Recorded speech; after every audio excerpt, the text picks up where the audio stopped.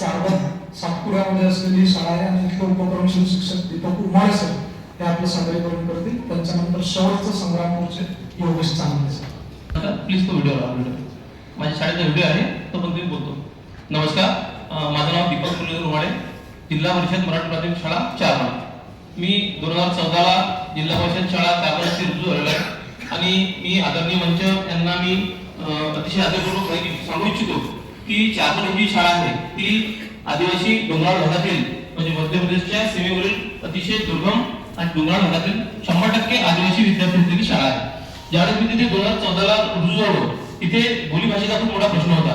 म्हणजे मी काय म्हणायचो तर ते काय म्हणायचे आणि 61 पटसंख्या असलेली शाळा आज माझ्या शाळेची पटसंख्या 132 आहे. आणि ज्यावेळेस मी तिथे रुजू झालो मला समजलं की बोलीभाषेचा खूप मोठा प्रश्न आहे. तर सर्वप्रथम मी एक काम केलं, मी त्यांची बोलीभाषा शिकलो. बोलीभाषा मी फक्त अवघ्या 6 महिन्यामध्ये शिकलो आणि मी त्यांच्या बोलीभाषेमध्ये त्यांच्यासोबत संवाद साधायला सुरुवात केली. जोपर्यंत त्यांचा संवाद मी त्यांच्यासोबत साधू शकणार नाही मी त्यांचा सर्वांगीण विकास करू शकणार नव्हतो. सर्वप्रथम मी त्यांची बोलीभाषा शिकलो आणि मग त्याच्यासाठी मी शब्दकोश निर्माण केला. म्हणजे मी फक्त एकटा शिकून फायदा नव्हता. त्या जळगावमध्ये संग्रामपूर तालुक्यामध्ये साहेब जवळपास 30-40 शाळा आहेत की जिथे ते पावरी भाषिक लोक राहतात. मग मी ते शब्दकोश निर्माण केला आणि शब्दकोश निर्माण करून ते विद्यार्थ्यांना शाळेबद्दल म्हणजे आपुलकी निर्माण झाली आणि आपोआप विद्यार्थ्यांची जी उपस्थिती आहे ती उपस्थिती वाढण्यास सुरुवात झाली. त्यानंतर फक्त मी एवढ्याच नाही थांबलो, मी त्यांच्यासाठी पावरी भाषेतील मराठी वर्णमाला निर्मिती केली. म्हणजे आपण जर त्यांना समजा अ आई मराठीमध्ये शिकवलं तर त्यांना समजत की त्यांची भाषा वेगळी आहे. पण मी त्यांना असं शिकवलं की अनाजचा अनाज म्हणजे त्यांच्या भाषेमध्ये सफरजन म्हणजे आणि समजा आपण आई म्हणतो तर ते आयटी म्हणतात. म्हणजे त्यांच्या भाषेतून क कळीचा क असं शिकून त्यांना फायदा नाही. मी त्यांना क करंगलेचा क असं त्यांना शिकवलं. करंग म्हणजे त्यांच्या भाषेमध्ये टरबूज. त्यानंतर मी पाऊल अक्षर सुद्धा त्यांच्या भाषेत म्हणजे पाऊल अक्षर निर्माण केला. आपण मराठीमध्ये ज्यावेळेस अक्षरगट पाहिला पहिल्यासाठी तर क म आलम आणि काना हा आपला अक्षरगट आहे. परंतु त्यांची भाषा वेगळी असल्यामुळे मी त्यांच्यासाठी वेगळा अक्षरगट निर्माण केला. तो अक्षरगट असा आहे की स क क अ आणि रस्व उकार म्हणजे ते उकारचा जास्त उपयोग करतात. समजा तू कहा गेलू कहा आलू माऊ म्हणजे ते उकारचा जास्त वापर करतात. त्यामुळे मी पहिल्या वर्गाला शिकवताना त्यांच्या बोलीभाषेतील अक्षरगट निर्माण केला. आणि जेव्हा मी त्या शाळेमध्ये गेलो तर फक्त अशा 2 वर्गखोल्या शाळेमध्ये होत्या आणि एका डोंगरावरती ती शाळा होती. आज शाळेमध्ये अतिशय सुंदर मी 15 लाखापेक्षा जास्त लोकवर्गणी गोळा करून त्या शाळेचं नंदनवन केलेलं आहे. त्या शाळेमध्ये वाचनालय हे सुद्धा लोकवर्गणीतून सुरू केलेलं आहे. शिष्यवृत्ती परीक्षेमध्ये दरवर्षी विद्यार्थी चांगला घडवून देश संपादन करतात. त्या जे आदिवासी लोक आहेत ते त्यांच्या परंपरेला खूप जपणारे लोक आहेत आणि त्यांच्यामध्ये प्रत्येक सण उत्सव लग्न तिरवी याच्यामध्ये मांसाहार आणि म्हणजे मद्यप्राशन करण्याची त्यांची सवय होती. मग मला असं समजलं की ते 5-5 दिवस त्यांचे सण उत्सव चालतात. मग मी पुढाकार घेऊन त्यांच्या पटेलला भेटलो आणि मला ते करण्यासाठी 2-3 वर्ष लागले.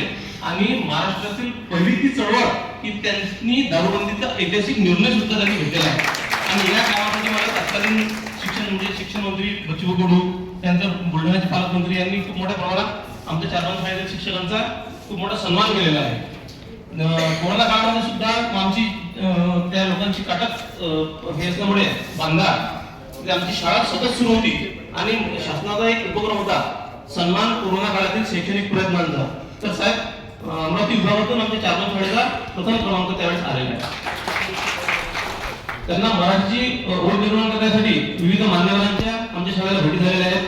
9 देशातील लोकांनी आमच्या चारवण शाळेला भेटी दिलेल्या आहेत आणि त्यामध्ये आपल्या जिल्ह्याचे जिल्हाधिकारी साहेब आदरणीय सीओ मॅडम शिक्षणाधिकारी साहेब या सर्वांना शाळेच्या भेटी देऊन त्या विद्यार्थ्यांना आम्ही मराठीमध्ये कन्वर्ट म्हणजे मराठी त्यांना बोलता आलं पाहिजे यासाठी त्यांना म्हणजे प्रवृत्त केलेलं आहे.